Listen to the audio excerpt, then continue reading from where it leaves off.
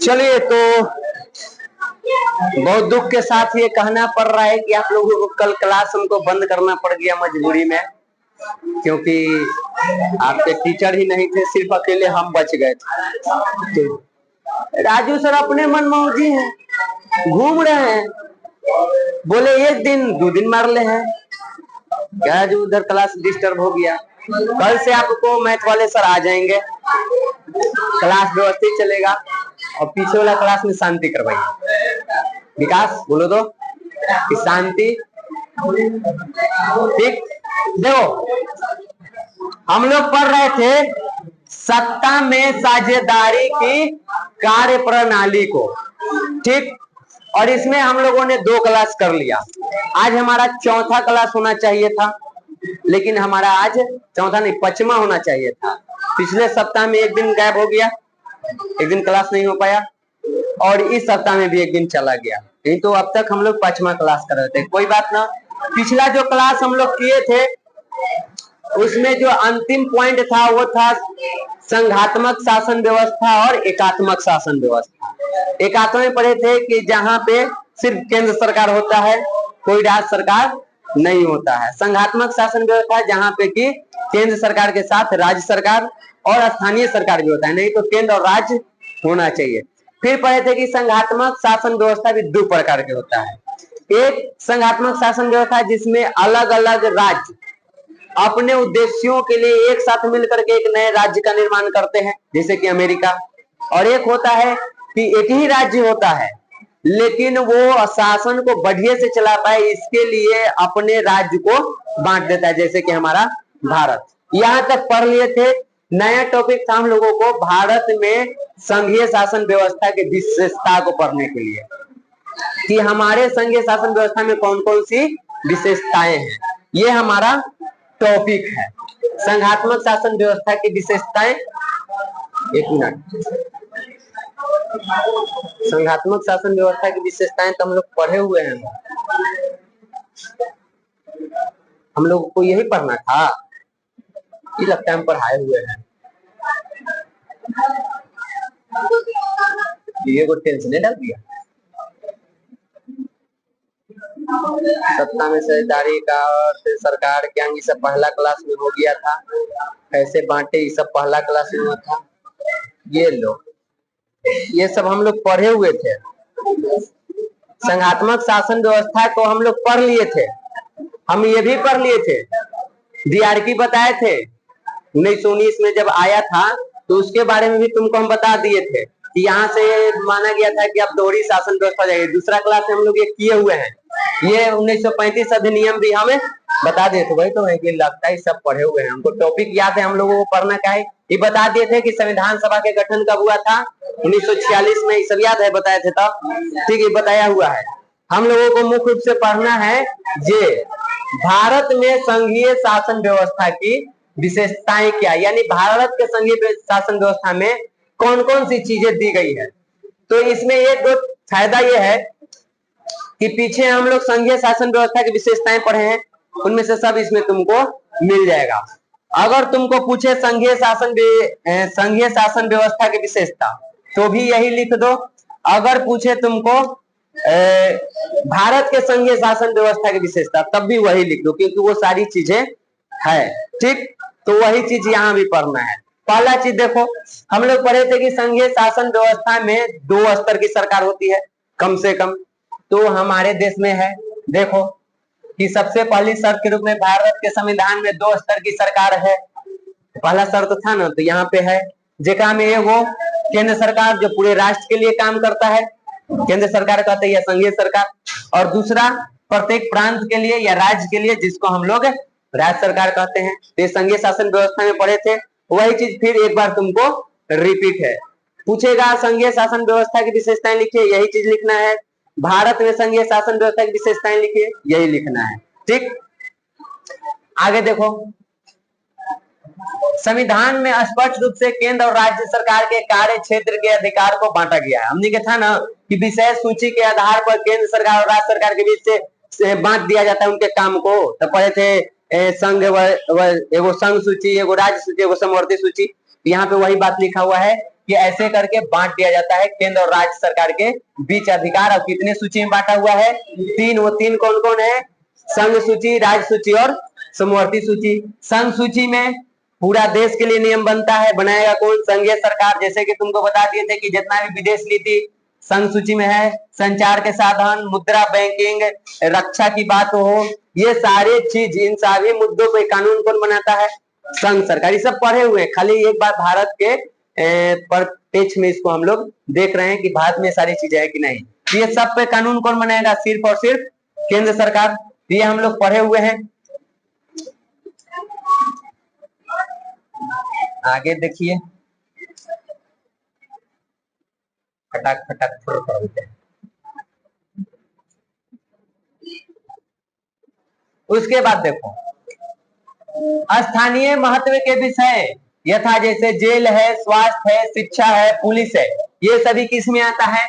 राज्य सूची में। राज्य सूची के हम विषय भी वहां पे तुमको बता दिए थे, तो इसमें रखा गया है। इन सभी को कानून कौन बनाएगा? सिर्फ और सिर्फ राज्य सरकार। राज्य सरकार को ही कानून बनाने का अधिकार है। उसके बाद इन दोनों के लिए एक और सूची रखा गया था जिसको हम लोग समवर्ती सूची कहते हैं। इस पे ये दोनों, केंद्र और राज्य दोनों ही कानून बना सकता है। सब पीछे हम लोग पढ़े हुए हैं, ठीक। दोनों इस पे कानून बना सकता है।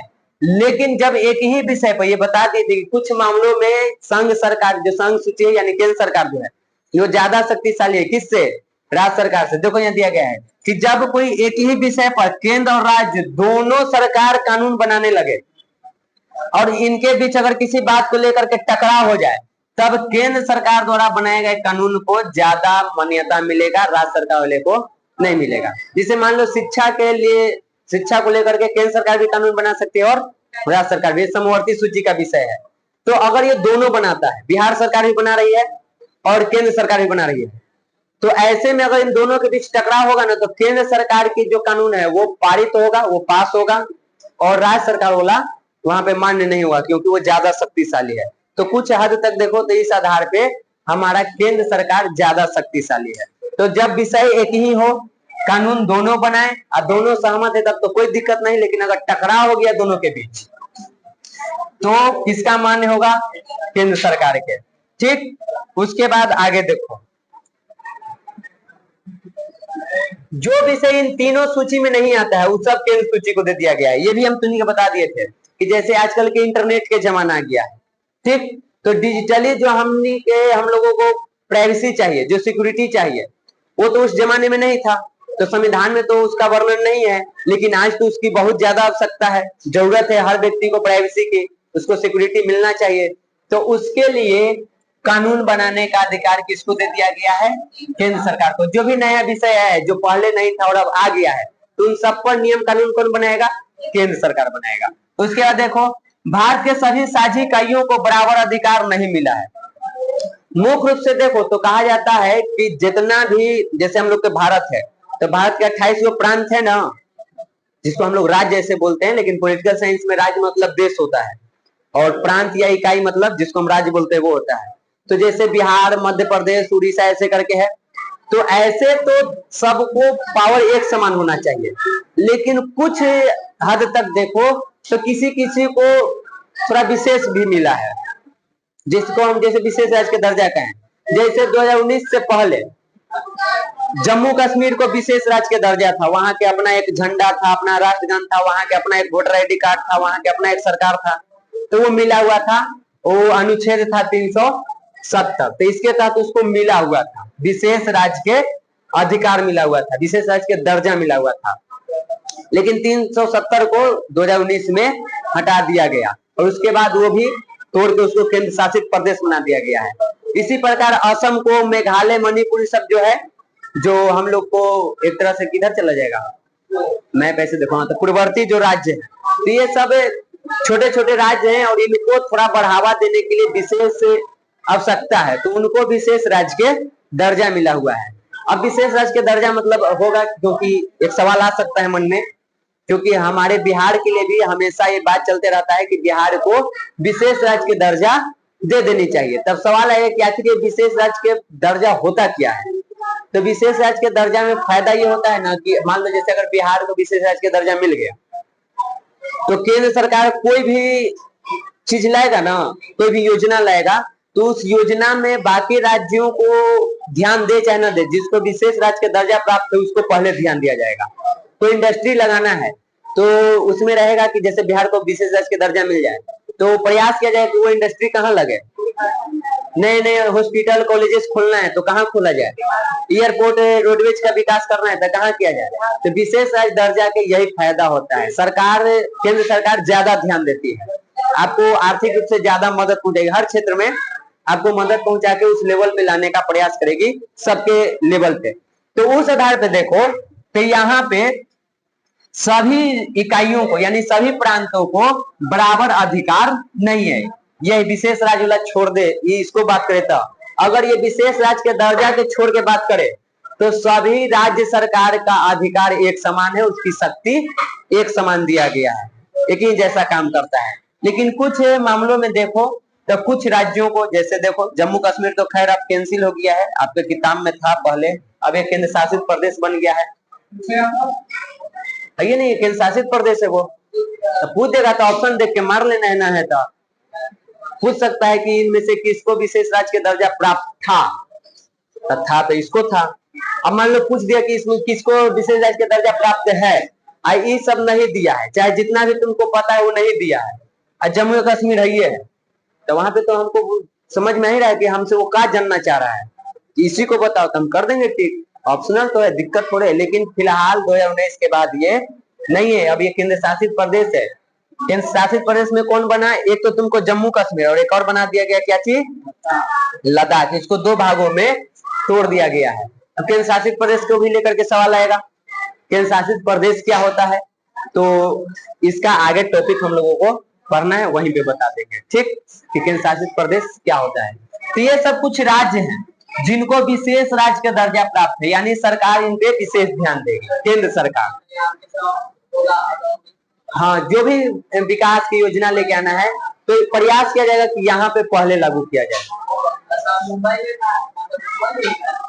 मुंबई तो खुद, पहले तो मुंबई एक शहर है, ठीक, और वो भी एक विकसित शहर है, उसको विशेष राज्य के दर्जा की जरूरत नहीं है। वो इतना विकसित हो गया है कि जितना भी इंडस्ट्री ये सब चीजें वो वहीं पे जाना चाहेगा, क्योंकि वहां पे हर तरह की सुविधाएं उपलब्ध है। अगर आप 8 क्लास में भूगोल पढ़े होंगे तो वहां पे बताया गया है कि एक उद्योग लगाने के लिए हम लोगों को कौन कौन सी चीजों पे ध्यान देना होता है।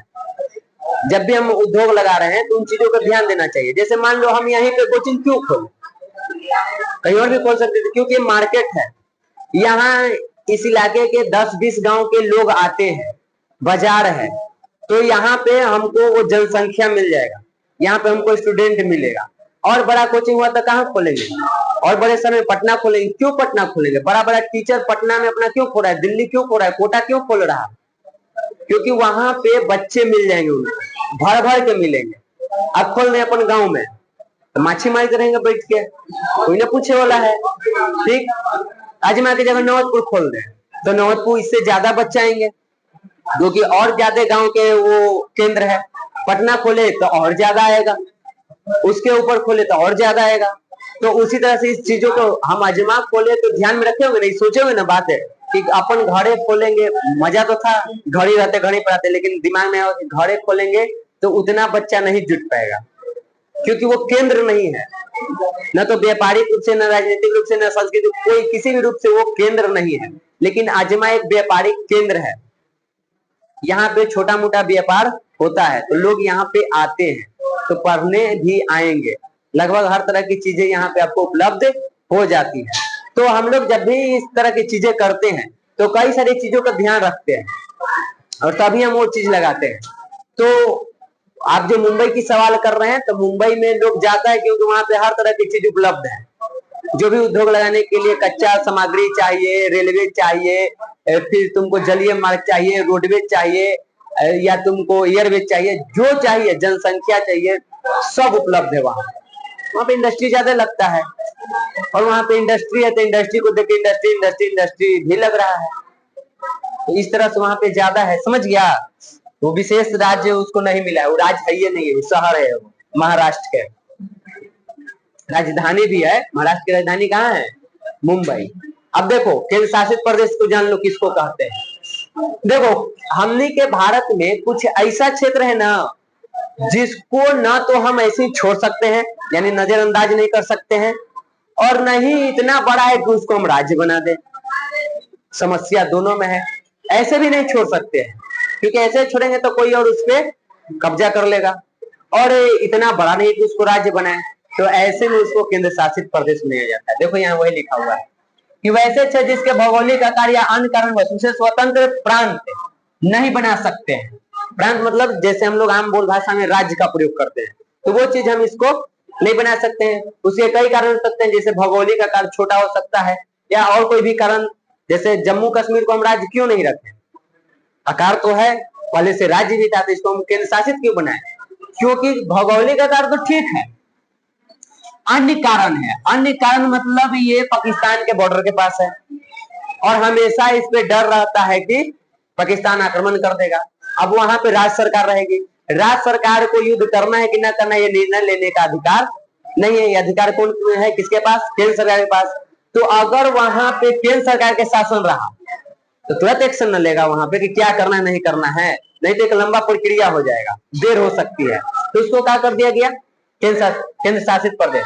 तो अगर भौगोलिक आकार या ऐसा कोई कारण हो तो उसके वजह से उसको हम स्वतंत्र नहीं छोड़ सकते हैं, ठीक, और नहीं इसका किसी मौजूदा प्रांत में विलय किया जा सकता है, दूसरे राज्य में मिला भी नहीं सकते। जैसे मान लो अंडमान निकोबार है, समुद्र के बीच में, केकरा साथ मिलाएगा उसको, लक्षद्वीप है समुद्र के बीच में, कौन राज्य के साथ मिलाएगा, हम लोग के चंडीगढ़ किस राज्य में मिला हो गए, उसका समस्या अलग है। तुमको हरियाणा की राजधानी चंडीगढ़, अब पंजाब की राजधानी, अब कोई भी मामला होगा तो हरियाणा कहेगा कि हम मरा, वो कहेगा कि हम मर, या कोई इल्जाम वाला बात होगा तो वो थोप देगा ओकरा पर, वो थोप देगा ओकरा पर। तो चंडीगढ़ एक ऐसा शब्द जिसको ना तो हम पंजाब में मिला सकते हैं ना तो हरियाणा में, तो समस्या है, तो उसको क्या रखा गया, केंद्र शासित प्रदेश। हम लोग का दिल्ली किसका, दोनों के वही है, उसके लिए एक हाई कोर्ट है, हरियाणा और पंजाब के लिए एक ही हाई कोर्ट है चंडीगढ़ में, ठीक। और फिर बताएं कि दो राज्यों के बीच जब मामला गड़बड़ होता है तो वो कौन देखता है, सुप्रीम कोर्ट, तो कोई समस्या नहीं है वहां पे, ठीक। तो यहाँ पे कुछ ऐसे क्षेत्र हैं जिसको ना तो हम स्वतंत्र छोड़ सकते हैं, न किसी राज्य में मिला सकते हैं, तब समस्या बना हुआ है। तो वैसे क्षेत्रों में शासन चलाने का अधिकार किसको दे दिया गया है, केंद्र सरकार को, इसीलिए इसको क्या कहते हैं, केंद्र शासित प्रदेश। अब देखो यहाँ से गहराई के सवाल होगा, जैसे बताओ तुमको दे देवे कि आखिर बताइए कि आखिर भारत में केंद्र शासित प्रदेश क्यों रखा गया है, राज्य क्यों नहीं, केंद्र शासित प्रदेश क्यों रखा गया है। तो यही चीज तो तुमको लिखना है कि कुछ ऐसा कारण है, भौगोलिक हो सकता है या अन्य कारण हो सकता है, जिसके वजह से न तो हम उसको राज्य में मिला सकते हैं न स्वतंत्र छोड़ सकते हैं। तो ऐसे में शासन उस पर कौन चलाए, राज्य का निर्माण कर नहीं सकते हैं, तो केंद्र सरकार को दे दिया गया है। इसीलिए इसको क्या कहते हैं, केंद्र शासित प्रदेश, यानी एक ऐसा प्रदेश जिसपे शासन है किसका, केंद्र का, तो उसको कहते हैं केंद्र शासित प्रदेश। ऐसा अभी हम लोगों को 8 प्रदेश है, 8 में एक तो तुमको चंडीगढ़ हो गया, लक्षद्वीप हो गया, दिल्ली हो गया, अंडमान निकोबार हो गया। हाँ, अब देखो दिल्ली को क्यों रखा गया, क्योंकि वो देश के राजधानी भी है। अब उसको कोई राज्य मिलेगा तो फिर राज्य सरकार कहेगा कि हमर में हम फैसला लेंगे पता करना है, तो उसको केंद्र शासित प्रदेश बना दिया गया। तो 8 को गिनो, जम्मू कश्मीर, लद्दाख, दिल्ली, दामन और दीव, नागर दादर हवेली एक में कर दिया गया है। दामन और दीव, दादर एंड नागर हवेली पहले अलग अलग था और एक ही में कर दिया गया, गुजरात में है। वो एक तरह से तुमको सी पोर्ट भी है, बंदरगाह भी है, अंतरराष्ट्रीय व्यापारिक के लिए, व्यापार के लिए वो बहुत बड़ा जगह है। तेरे को बताए 4 गो। फिर आ जाओ तो दिल्ली बोले हैं, अच्छा ठीक बोले हुए, चंडीगढ़ बोले हैं, तो यहाँ से गिन लो, फिर गड़बड़ करा देगा, गिनने तो पहले जम्मू कश्मीर, लद्दाख, उसके बाद दिल्ली, फिर ले लो तुम दामन और दीव, दादर एंड नागर हवेली, फिर आ जाओ अंडमान निकोबार, लक्षद्वीप, उसके बाद तुमको पांडुचेरी, और ओकरा बाद चंडीगढ़, हम ऐसे ऊपर से आ रहे हैं, ऐसे नीचे से इसी से जाके ऊपर चल जा रहे हैं। जम्मू कश्मीर, और उसके नीचे लद्दाख, उसके नीचे दिल्ली, उसके बाद गुजरात में आ जाओ तो दमन दीव और नागर हवेली, 4 हो गया। उसके नीचे आएगा तो चंडीगढ़ मिलेगा दावा, चंडीगढ़ उन्ने है, हरियाणा दिने है, घूम के इस तरफ आना पड़ेगा। हम नीचे आ रहे हैं तो मिलेगा तुमको इस तरफ कौन है, अंडमान निकोबार की लक्षद्वीप है, लक्षद्वीप है। फिर उसी के नीचे आ जाओ तो इस तरफ समुद्र में अंडमान निकोबार, तो 6 हो गया। एगो पांडुचेरी हुआ, मिलेगा वहां आंध्र प्रदेश के, केरल, आंध्र प्रदेश के आसपास में, ठीक। और उसके बाद ऊपर चल जाओ तो चंडीगढ़ हो गया 8 वो भी व्यापारिक केंद्र है, समुद्र के एकदम किनारे मिलेगा, एकदम उसी के बगल में, समझ गया है? अब भूगोल में घुसेगा कि वहां बाढ़ आवा है, मछुआरा के जीवन कैसा है, का नुकसान हुआ है। हम लोगों को केंद्र शासित प्रदेश था तो 8 को बता दिए, क्योंकि सवाल हम इसलिए बता दिए, सवाल पूछा जाता है कि इनमें से कौन केंद्र शासित प्रदेश है, इनमें से कौन केंद्र शासित प्रदेश नहीं है। तो अगर आपको 8 नहीं याद रहेगा तो आप नहीं बता पाइएगा, ठीक। तो 9 का तो हम 8 लिखवा भी देंगे, 4 तो यहीं पे है, एक दिन 8 लिखवा देंगे। वो लिखना जरूरी है क्योंकि सवाल पूछ देता है कि इनमें से कौन नहीं है। तो जब तक आपको 8 नहीं पता रहेगा, आप छांटी नहीं पाइएगा कि कौन नहीं है। तो ये क्लियर हुआ तुमको केंद्र शासित प्रदेश क्यों होता है, काहे होता है, कौन कौन है। आ गया ये। अब देखो हमने के संविधान के जो पीछे वाला पढ़े होगा से थोड़ा सा अलग है, जो केंद्र शासित प्रदेश वाला उससे अलग है। हम बोले थे ना कुछ सामान मिलेगा कि दोहरी सरकार है, स्वतंत्र न्यायालय है, विषय सूची, ये सब तो समान है।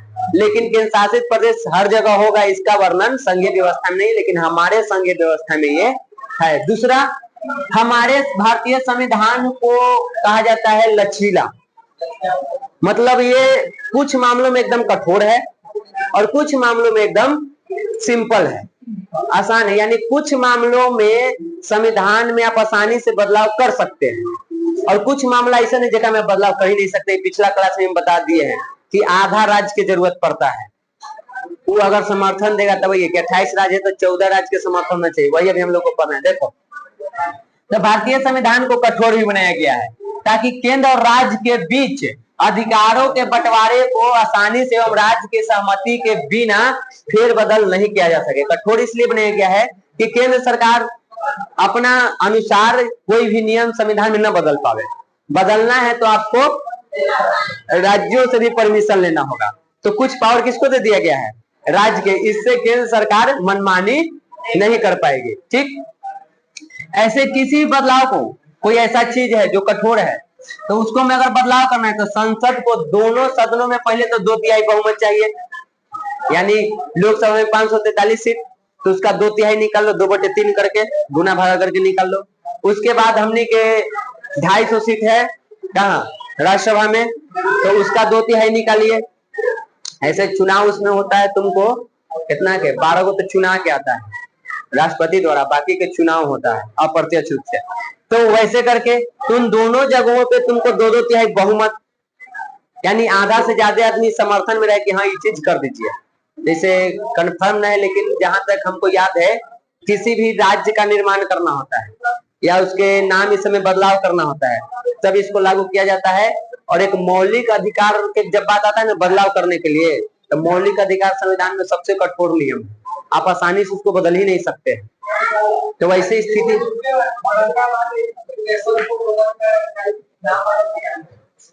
वो नहीं, राज्य करें, राज्य, शहर नहीं, शहर नहीं राज्य। जैसे बिहार से झारखंड बना ना तो एक नया राज्य बना था, अब वो भी कंफर्म नहीं है क्योंकि वो चीज हमको पढ़े 3-4 साल हो गया है संविधान में, वो वाला चीज तो कंफर्म नहीं याद है, लेकिन जहां तक याद है उसमें होता है। और नहीं तो मौलिक अधिकार में याद रखो, वहां पे ये चीज लागू करना पड़ता है, तो वो चीज होना चाहिए। उसके बाद जब दोनों सदन से आपको 2/3 मिल गया, यानी आधे से ज्यादा लोग आपके समर्थन में आ गए हैं, तब पर भी आप बदलाव नहीं कर सकते हैं। अभी एक कंडीशन और है, वो क्या है, आपके जितने भी राज्य हैं उसमें से आधा राज्य, अभी किताब में वो गड़बड़ है, कहीं प्रांत कहीं कहीं राज्य लिख लेते, कंफ्यूजन हो जाएगा। यहाँ पे समझो प्रांत, जैसे बिहार है ना, ठीक, तो बिहार है, ऐसे करके 28 गो राज्य है, बिहार उड़ीसा जैसे करके। तो उन 2800 राज्यों में से 14 राज्य की सहमति होनी चाहिए, और उसके बाद लोकसभा और राज्यसभा से 2/3 बहुमत होना चाहिए, तब जाकर के आप संविधान के नियम में बदलाव कर सकते हैं। हाँ, वो असम में, असम कहाँ है रे? ये तो छोटा मोटा है, जैसे बिहार से अलग उड़ीसा बना था, तो एक नया कहानी था। सिंपल ऐसे समझो ना, बिहार से अलग उड़ीसा बना, बिहार से अलग होके झारखंड बना, तो एक नया प्रक्रिया था। तो वैसा परिस्थिति में, लेकिन एक बात करें, हम कंफर्म नहीं है, हर जगह बता मत देना, अभी हमको कंफर्म याद नहीं आ रहा है कि इसमें लागू होता है कि न होता है, लेकिन एक तुमको बता दिए, मुद्दा दे दिए कि इसी तरह से इसको क्या किया जाता है, लागू किया जाता है। जैसे ये मुद्दा रहे, अगर ये चीज लागू हो, मतलब ये करना हो, क्योंकि हम कंफर्म तो है नहीं, धुंधला धुंधला याद आ रहा है कि था कि न था, ठीक। तो यहाँ पे मान लो ये चीज है उसमें, तो आपको 2/3 बहुमत चाहिए लोकसभा राज्यसभा से, और 14 राज्य के समर्थन होना चाहिए, तब जाकर के आप नया राज्य बना सकते हैं। अगर है तब, ना है तो कोई और मुद्दा ले सकते हैं वहां पे, समझ गया? तो ऐसे इसको समझो। तो ऐसे करके यहाँ पे ये बदलाव किया जाता है। उसके बाद देखो, संघीय शासन व्यवस्था में हम लोग पढ़े थे विशेषता में कि एक स्वतंत्र न्यायपालिका होनी चाहिए। तो देखो तो क्या हमारे देश में ये चीज है कि नहीं है? हमारे यहाँ एक स्वतंत्र सर्वोच्च न्यायपालिका है, जो पूरे राष्ट्र का यहाँ पे संरक्षण करता है, पूरा संविधान की व्याख्या करता है, पूरा संविधान के गार्जियन के रूप में इसी को रखा गया है, ठीक। न्यायपालिका मतलब कोर्ट, न्यायाधीश मतलब जज, समझा?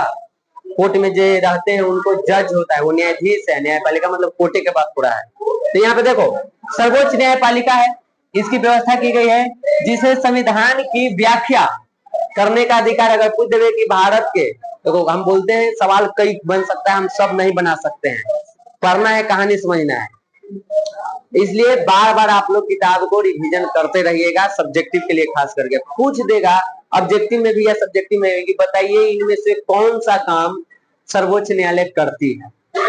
अभी यहाँ 3 है, और वहां पे दे देवे कि इनमें से सब, या एगो कोई देवे या बाकी ना देवे, ठीक। तो आप कैसे टिक आउट कीजिएगा, याद रखिएगा तब। या पूछ देवे कि सर्वोच्च न्यायपालिका के कौन कौन से कार्य हैं, तो कम से कम ये तो लिख सकते हैं, काम तो उसका बहुत सारा है, लेकिन इतना तो लिख सकते हैं कि पहला चीज वो संविधान की व्याख्या करता है। दूसरा, केंद्र और राज्य के बीच अगर कोई झगड़ा हो रहा है तो उसको ये निपटारा करता है। राज्य और राज्य के बीच अगर झगड़ा हो रहा है तो उसका भी निपटारा करेगा। राज्य के, एक राज्य के दूसरे राज्य के व्यक्तियों के बीच का भी अगर कोई मामला है तो उसका भी निपटारा यही करेगा। हमने के मौलिक अधिकार के संरक्षण करता है, उसका देख रेख करने की जिम्मा इसको है। तो ये सारे काम है हमारे सुप्रीम कोर्ट के, ठीक। तो झगड़ा को निपटाता है। केंद्र और राज्य के सरकार के द्वारा बनाए गए कानूनों की जांच करना और उन्हें संविधान के विरुद्ध और गैर कानूनी घोषित करने का भी शक्ति है। अगर मान लो कोर्ट, संसद कोई, या हमने के विधानसभा कोई ऐसा कानून बनाता है जो कि हमारे संविधान के अनुसार नहीं है, तो न्यायपालिका के पास इतना पावर है कि वो उसको खारिज कर देगी, ठीक। ये दो के पास है।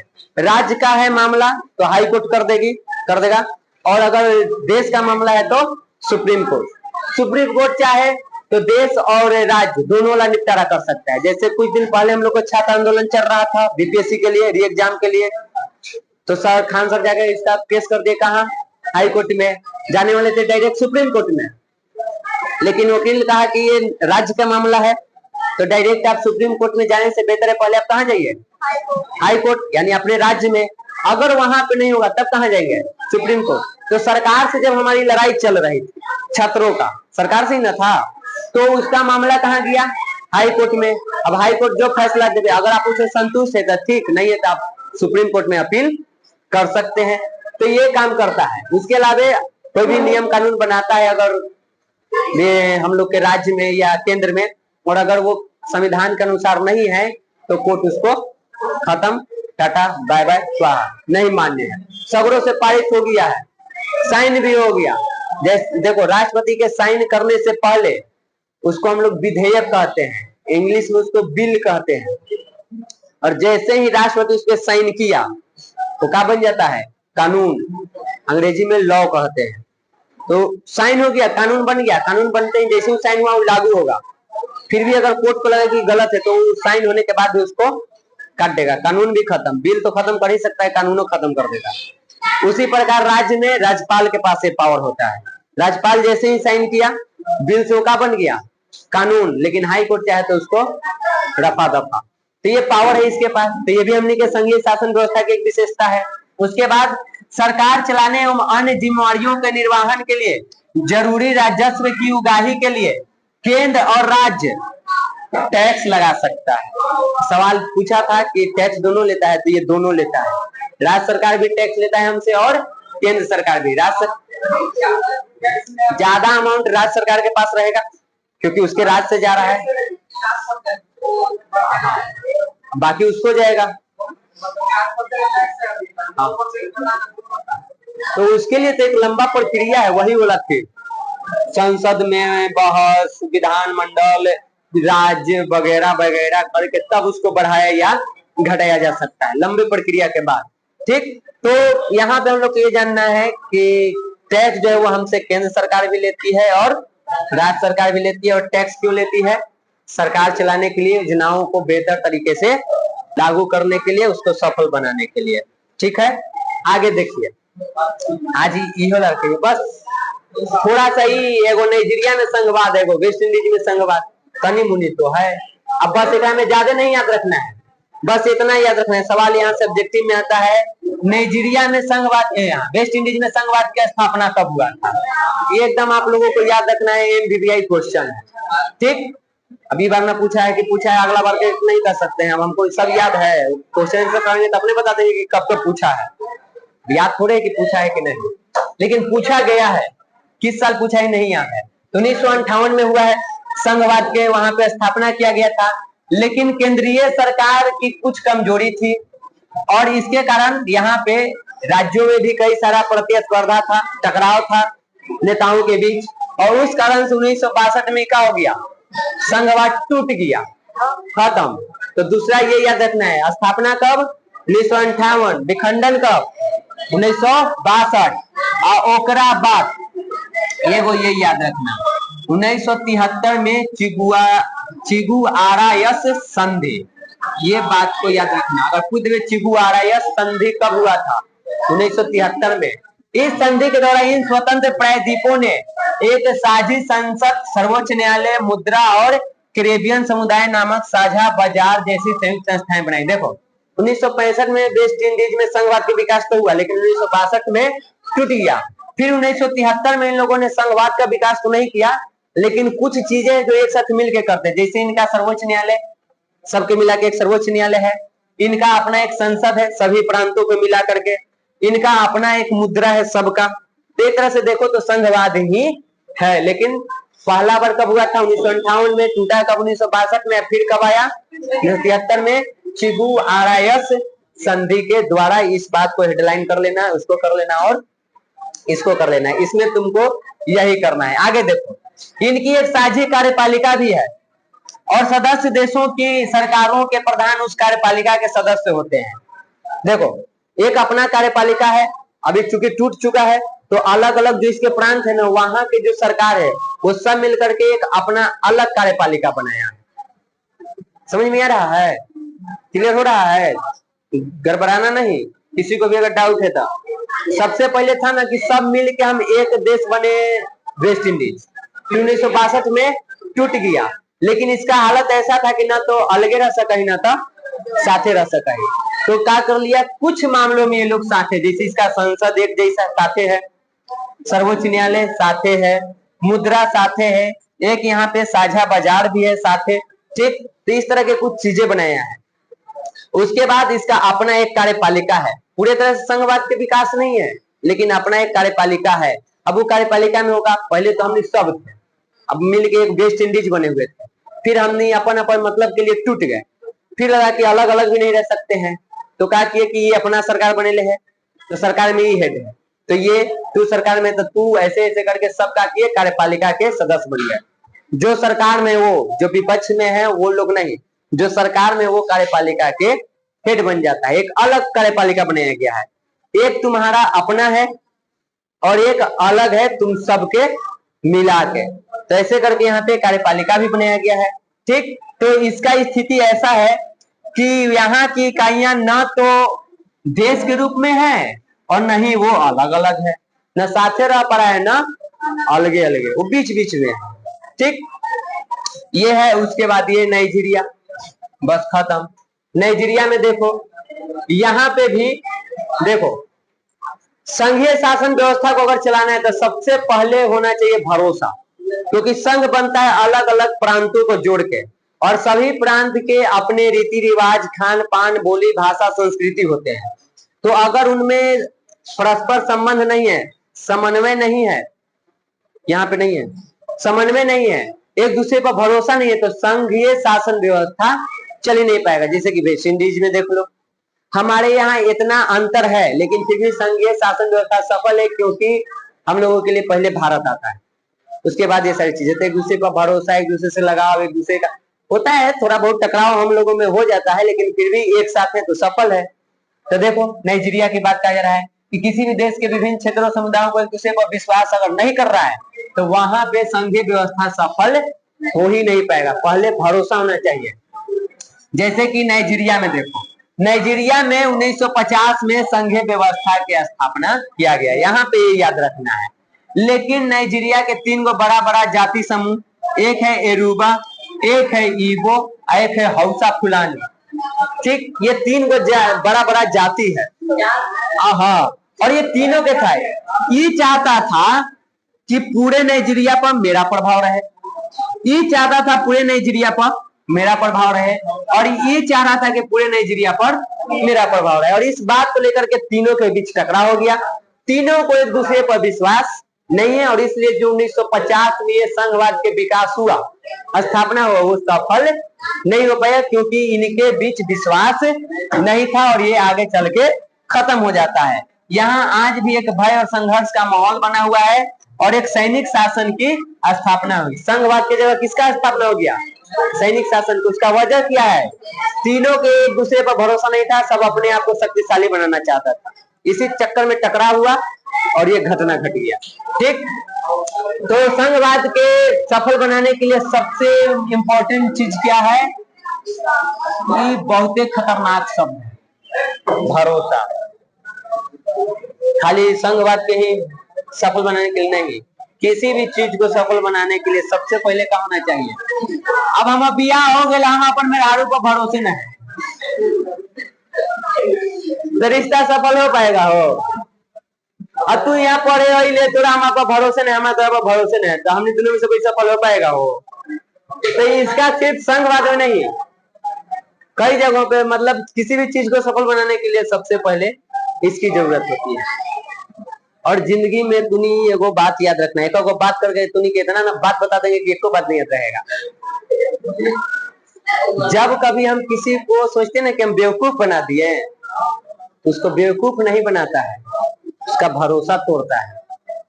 कोई व्यक्ति तुमसे बेवकूफ तबे बनेगा जब वो तुम पे भरोसा करेगा।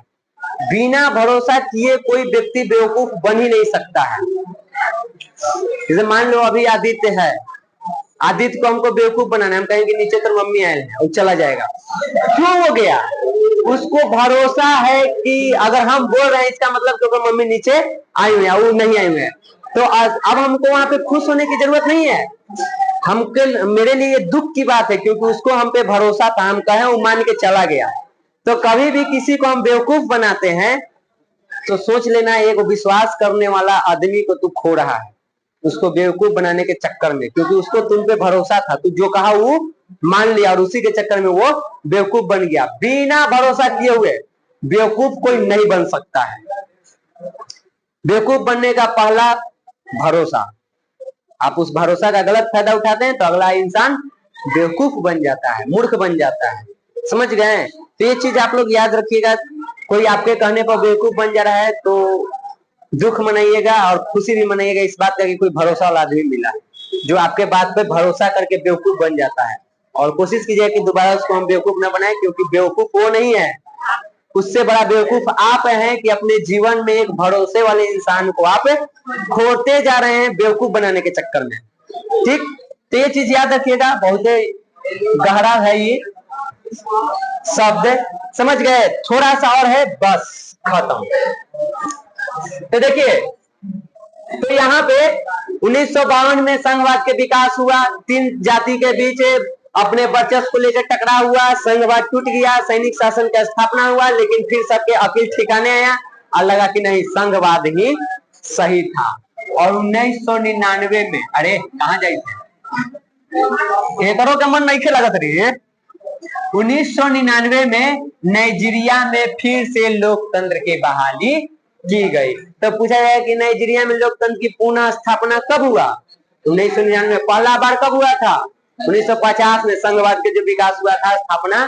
ठीक, नाइजीरियाई संघ के सामने यह भी समस्या बनी रहती है, आज भी यहाँ पे धार्मिक विभेद सब है, और ये एक समस्या बनी रहती है, खास करके तेल को लेकर के, कि तेल जो निकल रहा है वो पैसा केकरा भी जाएगा।